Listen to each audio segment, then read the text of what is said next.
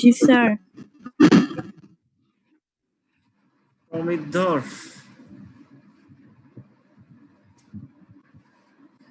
আবার 39 জন হয়ে গেল কেন? এর মাঝে চলে গেছে।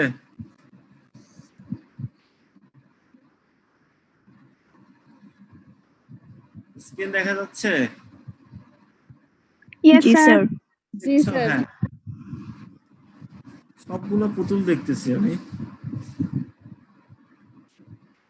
কে? তাসমিয়া প্রাপ্তি একটা পুতুল।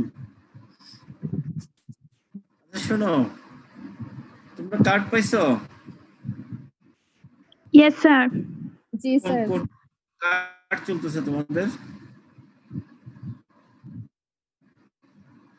আমার এটার কার্ড নাম্বার কত?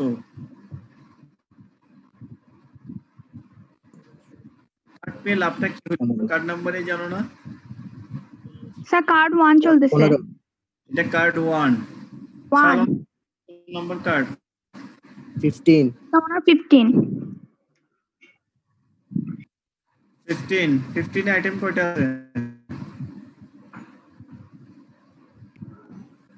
15 নাম্বার কার্ডে আইটেম কয়টা?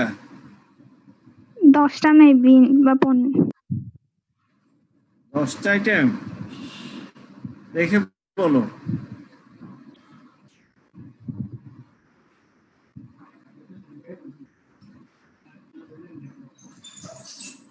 আচ্ছা, এদেরকে কার্ড দিছি তো আমি। হ্যাঁ,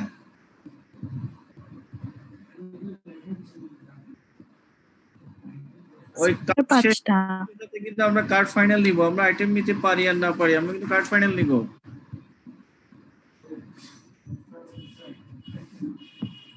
তাহলে 1 নাম্বার কার্ডে 10টা আইটেম। স্যার 5টা। 5টা স্যার। 5টা আইটেম কয়টা শেষ হলো এখন? 2টা স্যার 2টা শেষ। এটা শেষ। তাহলে 3 নাম্বার আজকে শেষ হবে, মানে ওহা। অর্ধেক আমরা শেষ করে ফেলছি।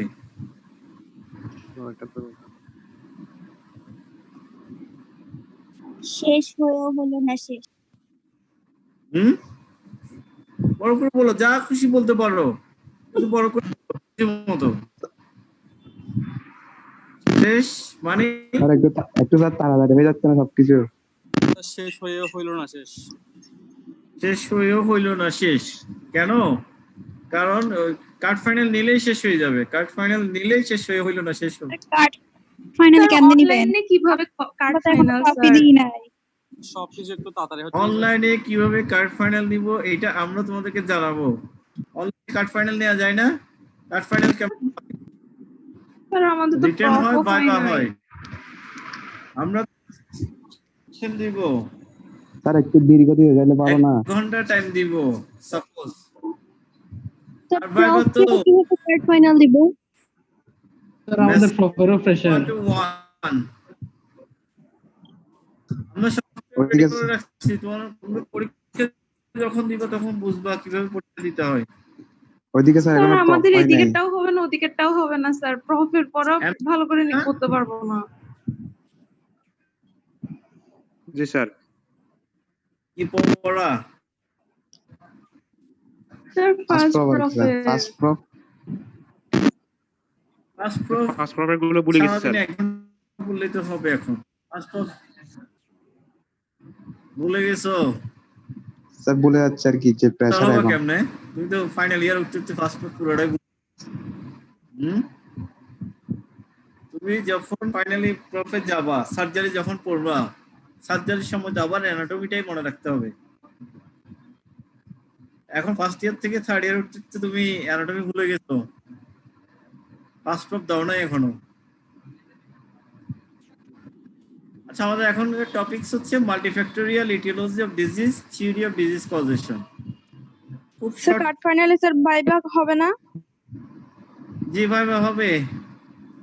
স্যার একটু স্লো যাইলে ভালো হবে ভাইবা নিব স্যার। অনলাইনে।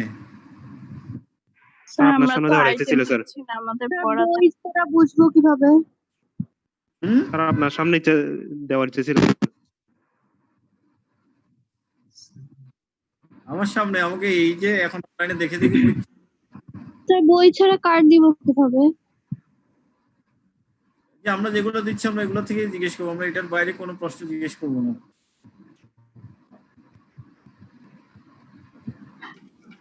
বই পড়তে হবে না তোমাদের, তুমি শুধু এগুলো পড়লেই পরীক্ষা দিতে পারবা। বই যখন পড়া তখন পড়বা। তো খোলা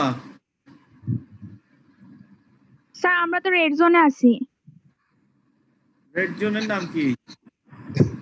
নাইট বাজার ওয়ার্ড 22 নাম্বার ওয়ার্ড। আমরাও তো 22 নম্বর ওয়ার্ডে আছো? Yes, sir. 21 নম্বর ওয়ার্ডে আছি। রেড জোন কি এখনো চালু হয়েছে? স্যার হয়তো কোথাও রেড জোন চালু হয় নাই। আমরা প্রতিদিন কলেজে আসি না? রেড জোনে কি কি করা যায় না বলো তো?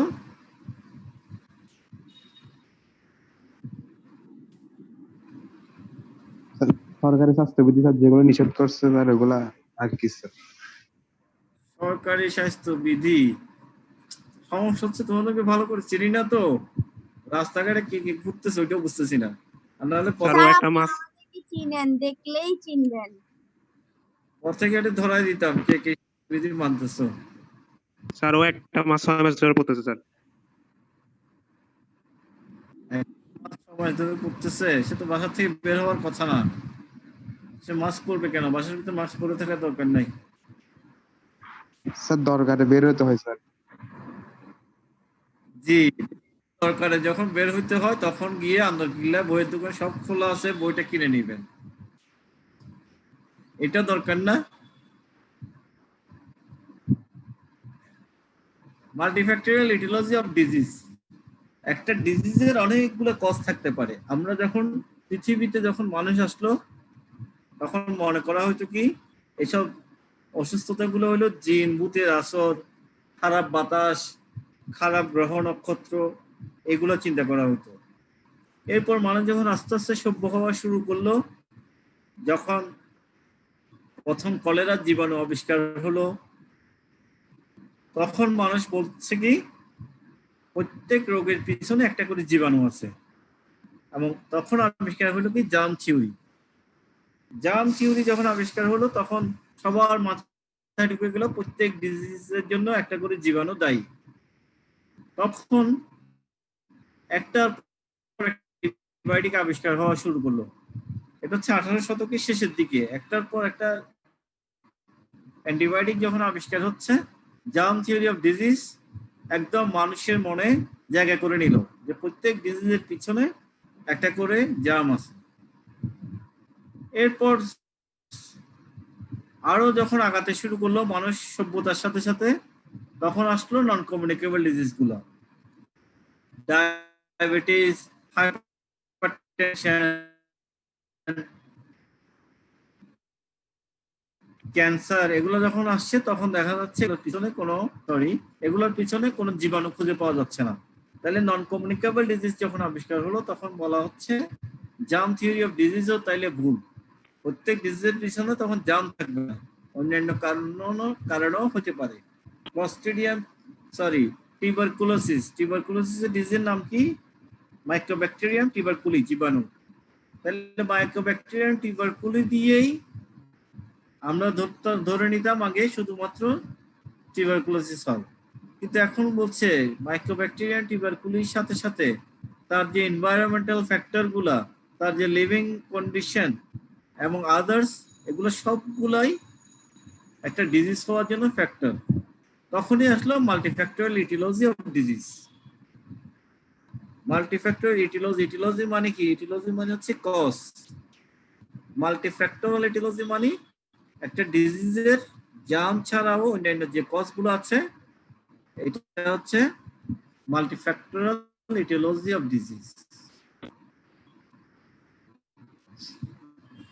The concept that disease is due to multiple factors is not a new one. Patent Kapoor of Munich, 1819 to 1901, was an early proponent of this concept. But the germ theory of disease or single cause idea in the late 19th century overshadowed the multiple cause of theory. তাহলে মাল্টিফ্যাক্টরিয়াল causation এটা প্রথম আবিষ্কার করছে pattern কোয়ার of Munich 1819 থেকে 1901 পর্যন্ত সে বেঁচে ছিল। সে বলছিল একটা ডিজিজের জন্য মাল্টিফ্যাক্টরিয়াল কজ থাকতে পারে, কিন্তু যখন জার্ম থিওরি আসলো 18th সেঞ্চুরির লাস্টের দিকে, 19th সেঞ্চুরির প্রথমে 18th সেঞ্চুরির লাস্টের দিকে, তখন একটার পর একটা অ্যান্টিবায়োটিক গুলো যখন আবিষ্কার হচ্ছিল, জার্ম গুলো যখন আবিষ্কার হচ্ছিল, তখন বলা হলো না, মাল্টিফ্যাক্টরিয়াল কজের থেকেও জার্ম থিওরি অফ ডিজিজটাই হচ্ছে most perfect. Single cause idea, germ theory of ডিজিজের আরেকটা নাম ছিল single cause idea.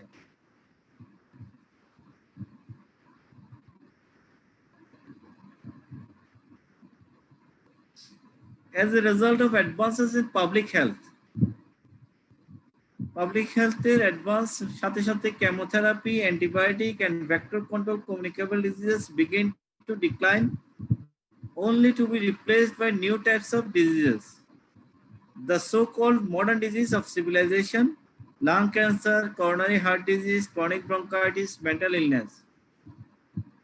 Lung cancer, coronary heart disease, chronic bronchitis, mental illness, এগুলো যখন আসলো তখন জার্ম থিওরিটা চেঞ্জ হওয়া শুরু করলো। These diseases could not be explained on the basis of the germ theory of disease, nor could they be prevented by traditional methods of isolation. Traditional methods of isolation, immunization, or improvements in sanitation.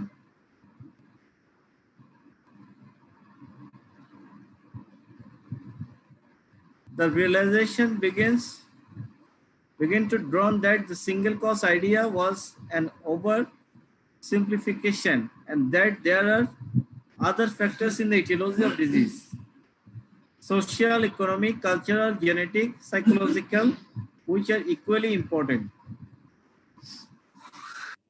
আমরা যদি বর্তমান সিচুয়েশনটা চিন্তা করি, শুধুমাত্র germ theory দিয়ে যদি চিন্তা করি, জার্ম থিওরি অফ ডিজিজ, তাহলে যতক্ষণ পর্যন্ত ভ্যাকসিন আবিষ্কার হবে না ততক্ষণ পর্যন্ত কোভিড-19 কে পৃথিবী থেকে বিদায় যাবে না। তোমরা যদি আজকের পেপার পড়ে দেখো, WHO বলছে হয়তো ভ্যাকসিন আবিষ্কারের আগে পৃথিবী থেকে করোনা বিদায় হয়ে যাবে। পড়ছো কেউ? ভ্যাকসিন আবিষ্কারের আগে পৃথিবী থেকে হয়তো করোনা বিদায় হয়ে যাবে। এটা গতকালকে WHO লাস্ট ডিক্লারেশন। তাহলে করোনাকে আমরা কিভাবে বিদায় করতে পারবো? আমরা সোশ্যাল ডিস্টেন্সিং, পেশেন্টদেরকে আইসোলেট করে ফেলা এবং improvement of sanitation. Improvement of sanitation বলতে শুধুমাত্র পায়খানা প্রস্রাব করাকে বোঝায় না। ইমপ্রুভমেন্ট অফ স্যানিটেশন মানে হচ্ছে টোটাল লিভিং কন্ডিশনটাকে বাড়ানো, মুক্ত বাতাসে যাওয়া, ক্রাউডেড এনভায়রনমেন্টে না থাকা। এই যে ক্লাসগুলো কেন বন্ধ? কারণ তোমরা একটা ক্লাসের মধ্যে অনেকেই একসাথে থাকবা, যার ফলে ডিজিজটা ছড়াই পড়তে পারে। এইগুলো বন্ধ করার মাধ্যমে আমরা ডিজিজটাকে কন্ট্রোল করতে পারবো। তাহলে হয়তো বা ভ্যাকসিন আবিষ্কারের আগেই এই ডিজিজটা আর থাকবে না। ইট ইজ নাও নোন পুরোপুরিভাবে চলে যাবে। পুরোপুরিভাবে যাবে কিনা আমরা বলছি না, আমরা এখনো পর্যন্ত ধারণা করতেছি হয়তো এটা থাকবে না। এটা যেভাবে আছে, যে কঠিন ভাবে আছে, আমরা একটা সাধারণ ফ্লু হিসেবে হয়তো থেকে যাবে। এটার যে ইফেক্টিভ, এক সময় যক্ষা হলো, যার হয় যক্ষা তার নয় রক্ষা। যক্ষার জন্য গ্রামকে গ্রাম মানুষ মারা যেত, এখন কি যক্ষায় গ্রামকে গ্রাম মারা যাচ্ছে? মারা যাচ্ছে না। বাট যক্ষা তো যাই নাই, যক্ষা তো আছে এখনো, কিন্তু মানুষের কন্ট্রোলের মধ্যে চলে আসছে। আমি বুঝাতে পারছি? যক্ষা পৃথিবী থেকে, কিন্তু একটা সময় যেরকম গ্রামের পর গ্রাম মানুষ যক্ষায় মারা যেত, ওইটা এখন যাচ্ছে না। আচ্ছা স্যার, টেস্ট কমানো উচিত না স্যার? টেস্ট আবার বলো টেস্ট স্যার যে টেস্ট হচ্ছে করোনার জন্য ওগুলো স্যার কমানো উচিত না স্যার বাংলাদেশের জনসংখ্যা ওয়াইজ যদি টেস্ট কত থাকে তাহলে তো এরকম স্যার যাবেও না স্যার। বাংলাদেশে টেস্ট কেন করায়? স্যার টেস্ট করাই তো স্যার মানে কতজন আক্রান্ত হয়েছে ওটা বোঝার জন্য, ওদেরকে যাতে আলাদা করে রাখা যায় জি না। যাতে অন্য। জি না,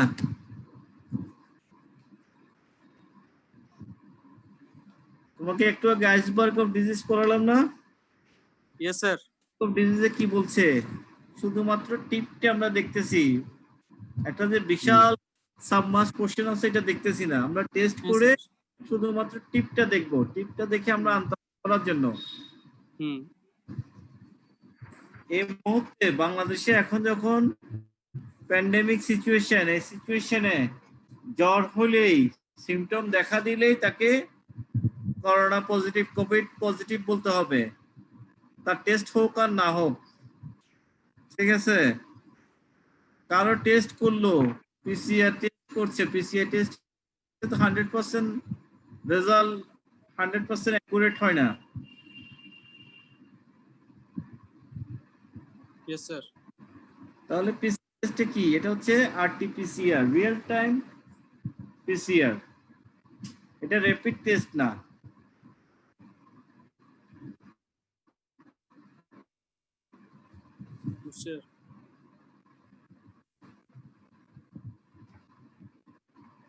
তাহলে এই মুহূর্তে আমরা যদি বুঝি পিসিআর, সরি কোভিড এখন কয় রকম? কোভিড দুই রকম এখন, একটা হচ্ছে PCR positive PCR positive COVID, আর একটা হচ্ছে পিসিআর নেগেটিভ কোভিড। কারো পিসিআর টেস্ট করলো নেগেটিভ আসলো কিন্তু সমস্ত সাইন সিমটম আছে তাকেও অবশ্যই কোভিড পেশেন্ট ধরতে হবে। এবং দেখা যাবে সে যদি সিটি স্ক্যান করে, লাংসে সিটি স্ক্যান করে অথবা এক্সরেও করে, অনেক সময় দেখা যাচ্ছে তাকে এক্সরেতে কোভিড বলছে বাট পিসিআর টেস্টে নেগেটিভ হয়। পিসিআর টেস্ট কেন নেগেটিভ হতে পারে? কারো আইডিয়া আছে পিসিআর টেস্ট কেন নেগেটিভ হবে? পিসিআর যেখানে করছে এখানে আমাদের স্যাম্পল নেওয়ার একটা ব্যাপার আছে, কেউ যদি ফল্টি স্যাম্পল নেয়, ফল্টি টেকনিক অ্যাপ্লাই করে, এটা ভালো করে প্রিজার্ভ না করে স্যাম্পলটাকে, এটার কারণে রেজাল্ট নেগেটিভ হতে পারে না? জি স্যার। জি স্যার। তাহলে কারো এই কারণে নেগেটিভ হয়ে গেল, আমরা কি তাকে ওই পেশেন্টকে নেগেটিভ পেশেন্ট বলবো? সায়েন্স সিম্পটম দেখে পজিটিভ বলতে হবে। এটাই হচ্ছে মাল্টিফ্যাক্টরিয়াল causation. As already mentioned, tuberculosis is not merely due to tubercle bacilli. Factors such as poverty, overcrowding, and malnutrition contribute to its occurrence. তাহলে শুধুমাত্র টিউবারকুল বেসিলাই দিয়ে হচ্ছে না, পভার্টি, ওভারক্রাউডিং, ম্যালনিউট্রিশন এগুলোও এটা হওয়ার জন্য কন্ট্রিবিউশন এদেরও আছে ডিজিজটা হওয়ার জন্য। The doctrine of one-to-the-one relationship between cause and disease has been shown to be untenable, even for microbial disease, tuberculosis, leprosy.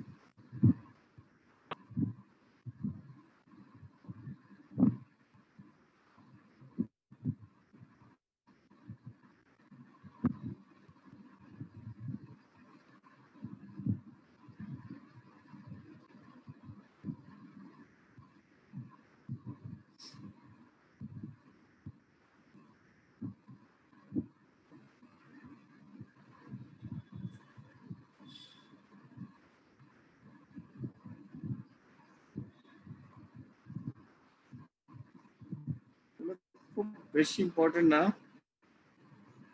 তোমরা একটা ফিগার দেখো, এখানে positive factors, groups of populations and their characteristics, environment, behavior, culture, in physiological factors, logical elements.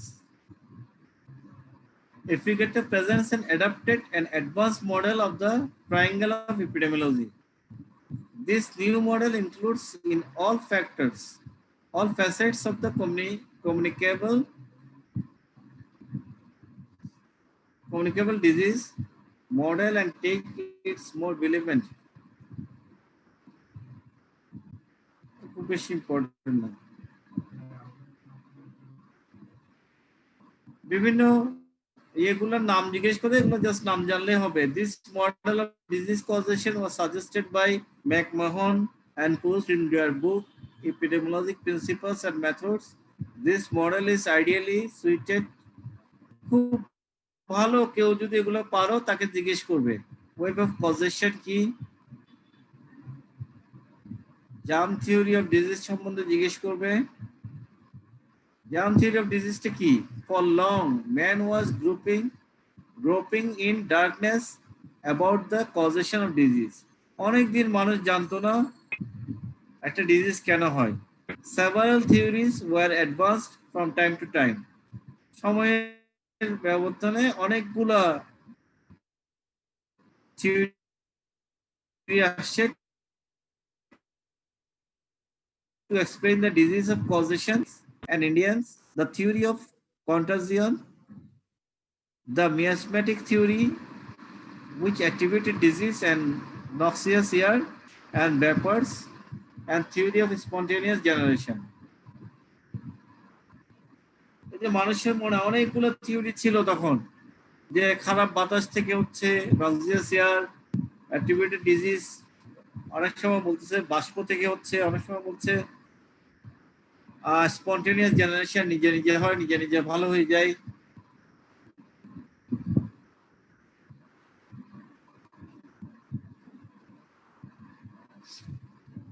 এই break থ্রুটা আসলো 1860 সালে, when French bacteriologist Louis Pasteur demonstrated the presence of bacteria in the air. He disproved the theory of spontaneous generation in 1873. Pasteur advanced the germ theory of disease. তাহলে germ theory of disease টা কি আবিষ্কার করছে? এটা হচ্ছে Luis পাস্তুর। In 1887, Robert Koch showed that anthrax was caused by bacteria. 1860 সালে Luis পাস্তুর প্রথম দেখালো বাতাসের মধ্যে ব্যাকটেরিয়া আছে, এবং লুই পাস্তুর তখন জার্ম থিওরি অফ ডিজিজ আবিষ্কার করছে। লুই পাস্তুর যে ব্যাকটেরিয়াটা আবিষ্কার করছে এটার নাম কি? লুই পাস্তুর কিসের জীবাণু আবিষ্কার করছে? কলেরা, স্যার দুধের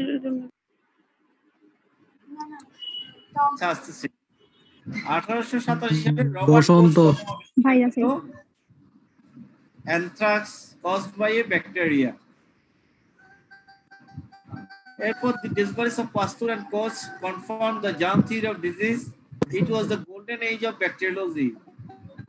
Microbe after microbe was discovered in quick succession of Gonococcus 1847, Bacillus pneumococcus in 1880, tuberculosis bacillus in 1882, cholera vibrio 1883, diphtheria bacillus in 1884, and so on.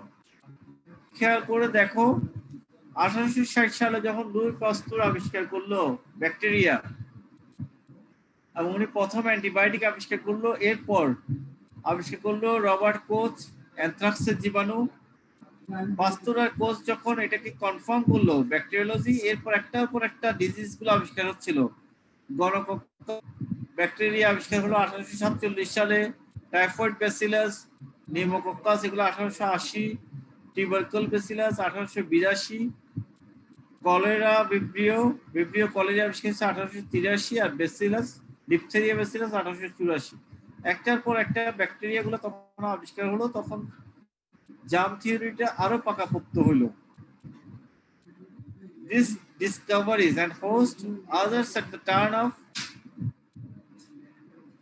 century marked a turning point in the etiological concept.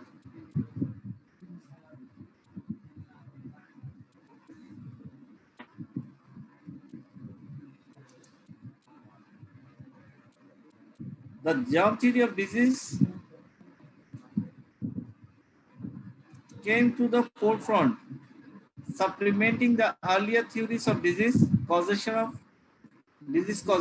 Medicine finally এটার মূল কথা হচ্ছে germ থিওরিটা যখন আসলো তখন অন্যান্য থিওরিগুলো সবগুলোকে মানুষ আর অ্যাকসেপ্ট করছে না, সবাই তখন জার্ম থিওরি অফ ডিজিজটাকে একমাত্র কজ বলছে এবং বলা হচ্ছে প্রত্যেকটা ডিজিজের পিছনে একটা করে জীবাণু দায়ী। এখান থেকে প্রশ্ন যেগুলো আসে সেটা হচ্ছে মাল্টিফ্যাক্টরিয়াল কজেশন অফ ডিজিজ বলতে কি বুঝো, জার্ম থিওরি অফ ডিজিজ কি, এবং কজেশন অফ ডিজিজের বিভিন্ন থিওরি গুলা কি কি, নামগুলো জানলেই হবে। Super natural theory, germ theory, এর নামগুলো জিজ্ঞেস করে।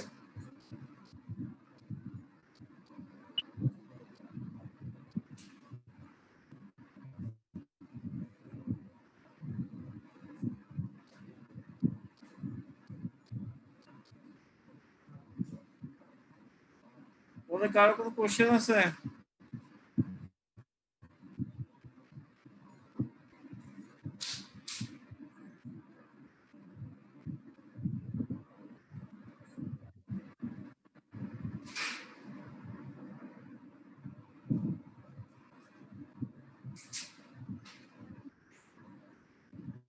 Imtiaz, roll number 36। এক্সকিউজ দিয়ে কিছু হবে না, নিবে মানে নিবে। কি নিবে? Sir exam. আচ্ছা, তোমাদের মতো বেকুব মানুষ তো পৃথিবীতে নাই। এগুলা যখন কলেজ খুলবে তখন একটার পর একটা এক্সাম হবে সকাল বিকাল, এগুলো অনেক কঠিন হয়ে যাবে তোমাদের জন্য। বরঞ্চ অনলাইন পরীক্ষা দিয়ে দেওয়া তো অনেক ইজি।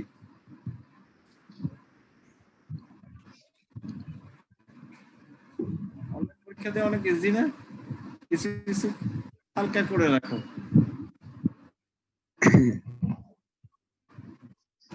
পরীক্ষা স্যার যদি সবকিছু হয় করতে তাহলে হবে। ভাইবা নাকি রিটেন? দুইটাই থার্ড ফাইনাল না? দুইটা। আমরা তো আইটেম ছিল তোমাদের থেকে। স্যার আপনি বই কিনতে বলছেন, নামটা একটু আবার বলিয়েন। তোমরা দুটি, একটা হচ্ছে পার্ক আর একটা হচ্ছে রশিদ কবির হায়দার। এগুলো বলে দিবে প্রিভেন্টিভ মেডিসিন বাই পার্কস। পার্কের কমিউনিটি মেডিসিন বললেই হবে। Andarkilla genuine library.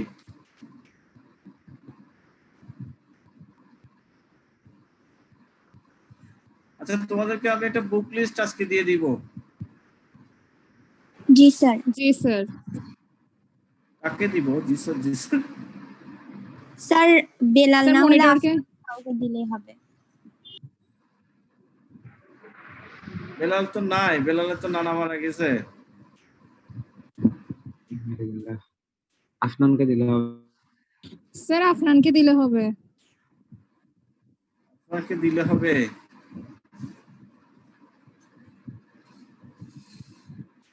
তোমাদের এখানে আশেপাশে কেউ আছে আমাদের কলেজের আশেপাশে? জি স্যার আসি। আসি। কে আছো? জি স্যার আসি। স্যার আমি স্যার আমি এখানে আছি স্যার, কেন, কলেজের বাসা পাশে থেকে একদম। তুমি? স্যার তোমাদের বুঝি পাশে নাই। কোন জায়গায়? স্যার আমাদের পাশে স্যার অদূর পাড়া স্যার। কোন জায়গায়? স্যার অদূর পাড়া। স্যার আবাস এই আমারটা বলি আগে। ও আচ্ছা, তোরটা বলতেছস? ওটা হচ্ছে আমারটা কাছে না অনেক। হ্যাঁ হ্যাঁ, তোরটা কাছে। একটা ছেলের বাসা ওর আশেপাশে, ছেলেরা সবাই দূরে থাকো। স্যার আছে তো। আমাদের ক্লাসের ছেলে না নাকি? স্যার আবাসিকা ছেলে আছে কজন ছোট তোমাদের বাচ্চা। স্যার ছেলে 18 জন। 18 জনের একজনের মুখেও তো কথা শুনছি না। সবাই কি হয়েছে? ইসমাইল খান আশরাফি আছো? স্যার আমাদের বাসা তো স্যার আশেপাশে নাই, ওই জন্য আর কি স্যার। না, একটু তোমার কথা শুনি। ইসমাইল খান আশরাফি, অন করো, ক্যামেরা অন করো। স্যার হোস্টেলে থাকি তো আমরা স্যার। হোস্টেলে থাকি স্যার আমরা সবাই। ইসমাম আমির, হোস্টেলে থাকো? হোস্টেল তো বন্ধ এখন, হোস্টেলে কেউ থাকে? Yes sir. এখন না, এমনি থাকতাম আমরা।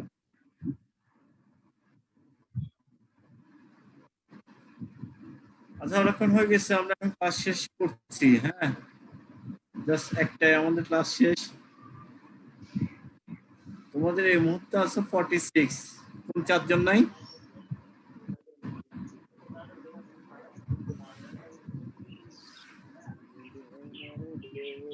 কোন 4 জন নাই এখন?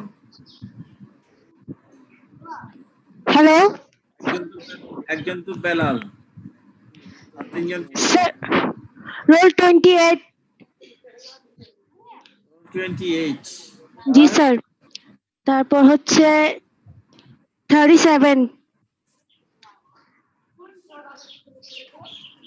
তারপর হচ্ছে স্যার 11। 37। না স্যার, 11 স্যার। 10, 11, 37, 28। 10, 11, 37, 28। ঠিক আছে, থ্যাংক ইউ অল। আসসালামু আলাইকুম স্যার। স্যার একটা কোশ্চেন ছিল স্যার। আসসালামু আলাইকুম বলো। স্যার আসসালামু আলাইকুম স্যার।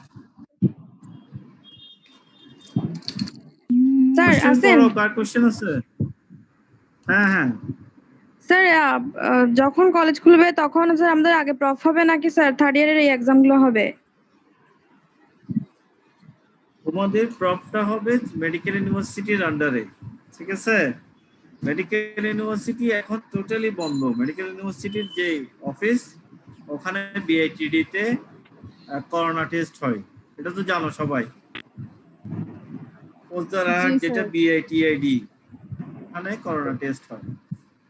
যার ফলে মেডিকেল ইউনিভার্সিটি পরিস্থিতি ভালো হওয়ার সাথে সাথে কিন্তু তোমাদের পরীক্ষা নিতে পারবে না। ওদের পরীক্ষা নিতে মিনিমাম 15-20 দিন টাইম লাগবে। ঠিক আছে, তার মানে তোমরা প্রথমে রুটিন দিবে, পরীক্ষা জানবে, এরপরে তোমাদের প্রফ শুরু হবে। তোমাদের প্রফ শুরু হইতে হইতে তোমরা আবার প্রিপারেশন নিতে শুরু করতে পারবে। যেদিন তোমাদের পরীক্ষা রুটিন দিবে সেদিন থেকে আমরা তোমাদেরকে আবার তোমাদের আগের পেজের কাছে দিয়ে দিব পরীক্ষার জন্য। স্যার এমনি যখন রুটিন দিবে তারপরে কি আমাদেরকে আবার প্রিপারেটরি লিভ দিবে নাকি দিবে না?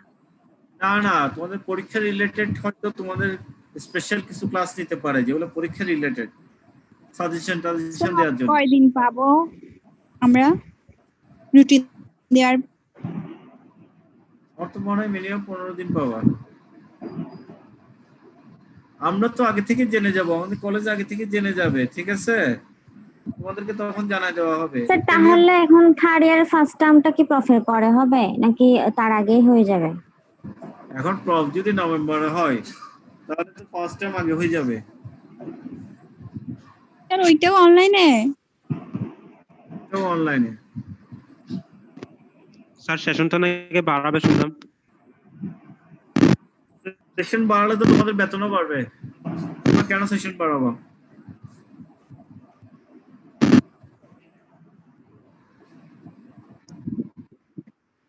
হ্যালো, জি স্যার, সঠিক।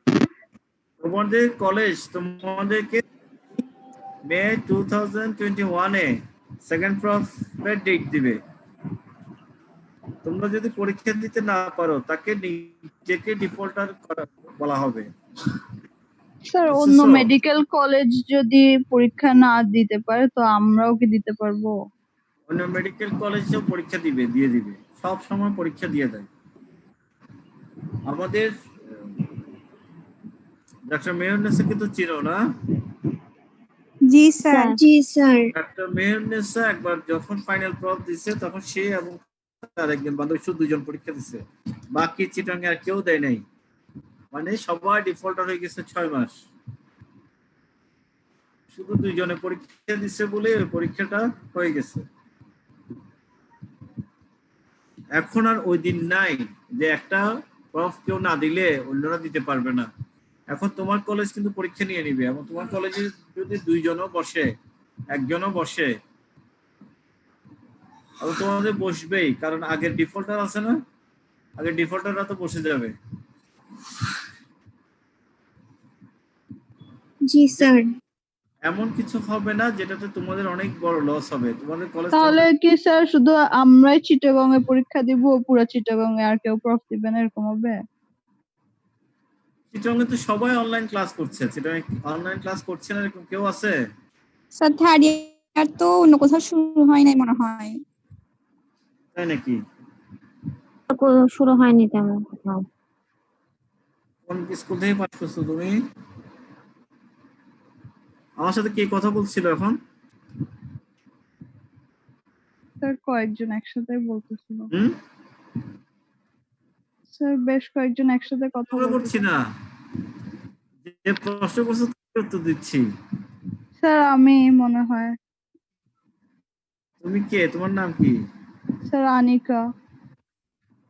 আরিফা। আরিফা কোন স্কুল থেকে পাস করছো? আফিফা তাবাসসুম। ও সরি স্যার, আমি আমার বোনের অ্যাকাউন্ট থেকে। Anika Fairuz sir, Presidency international school. Presidency এবং প্রেসিডেন্সি কলেজ? না স্যার, আমাদের মানে ও লেভেল এ লেভেল একই স্কুল থেকেই হয়। স্কুল থেকে স্কুলই পড়ছো, বলি আমরা। প্রেসিডেন্সি। তোমার ফ্রেন্ডরা কোথায় কোথায় পড়ে এখন? স্যার ঢাকায় থাকে কয়েকজন, কয়েকজন বাহিরে। এরকম। ঢাকায় তো ওরা সবাই ফর্ম ফিল আপই করে ফেলছে। স্যার ওদেরটা তো ইউনিভার্সিটি, মানে ওদের তো সেমিস্টার সেমিস্টার। আচ্ছা, এরপর হচ্ছে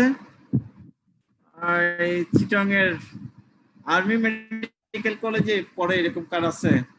না স্যার এরকম কেউ নেই আর্মিতে। আর্মি মেডিকেল কলেজের ওদের অলরেডি কোর্স কমপ্লিটের পথে, ওরা পরীক্ষা দিবেই।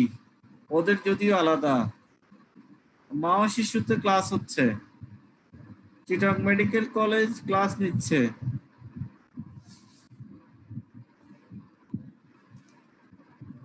তোমাদের যেরকম ফ্রেন্ড সার্কেল আছে, আমাদের তো সার্কেল আছে, আমাদের গ্রুপগুলো আরো বড় বড়। যাই হোক, তোমাদের কলেজ হচ্ছে পৃথিবীর সবচেয়ে ভালো কলেজ, যে স্টুডেন্ট ফ্রেন্ডলি কলেজ। আলহামদুলিল্লাহ। তোমাদের এখন হয়তো মনে হচ্ছে তোমার কলেজ তোমার উপর অনেক কিছু চাপাই দিচ্ছে। কলেজ তোমার উপর কিছু চাপাবে না। স্যার যদি এমন হয় টার্মও হয়ে গেল, 2টা টার্ম হয়ে গেল, কিন্তু আমাদেরকে আরএফএসটি নিচ্ছে না, তো তখন কি ফোর্থ ইয়ারে উঠলেও আমাদের ওইটা তো নিবেন না? কোনটা? আরএফএসটি তে তো নিবেন, ওইটা ছাড়া তো আর প্রফ হবে না মনে হয়। আরএফএসটি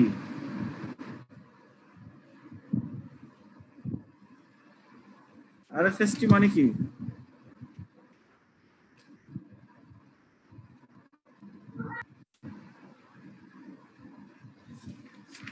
এটা একটা নোটিশ এখন আসছে গভর্নমেন্ট থেকে। এটা হচ্ছে স্বাস্থ্য শিক্ষা অধিদপ্তর মহাখালী। এখানে বলছে অনলাইন পাঠদান চালুকরণ প্রসঙ্গে সমস্ত মেডিকেল কলেজগুলোকে অনলাইন চালু করতে বলছে এবং অনলাইনে ক্লাস নেওয়ার জন্য গভর্নমেন্ট থেকে অর্ডার দেওয়া হয়েছে।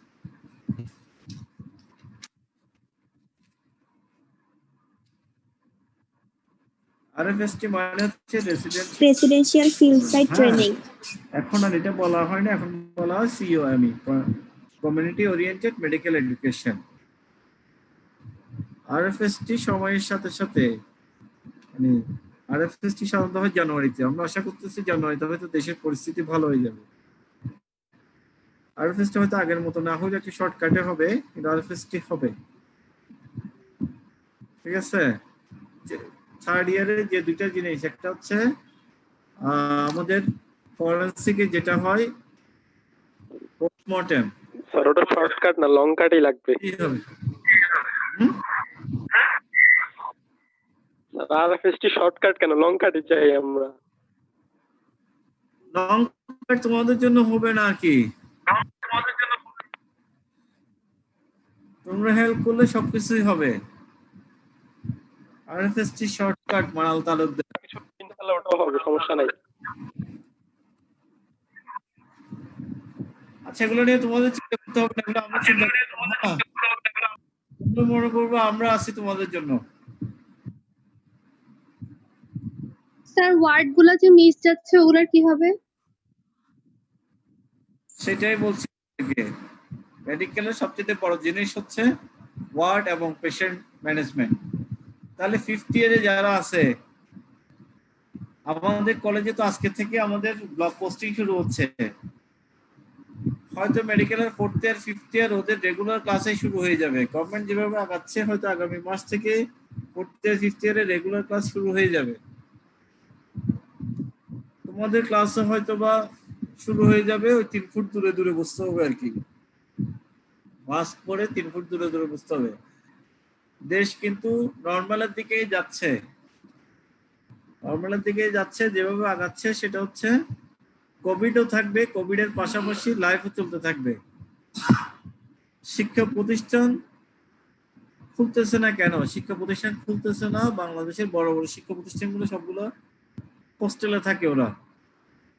ঢাকা ইউনিভার্সিটির হলগুলা, মেডিকেল কলেজের হলগুলা, এগুলো প্রবলেমের কারণেই শিক্ষা প্রতিষ্ঠান খুলতেছে না। কিন্তু উইদিন সেপ্টেম্বর সবকিছুই নর্মাল হয়ে যাবে।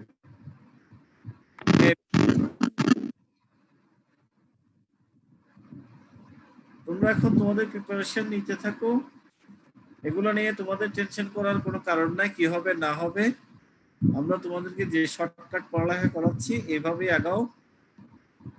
Thank you all. আসসালামু আলাইকুম স্যার। স্যার আসসালামু আলাইকুম। স্যার আসসালামু আলাইকুম। স্যার আসসালামু আলাইকুম।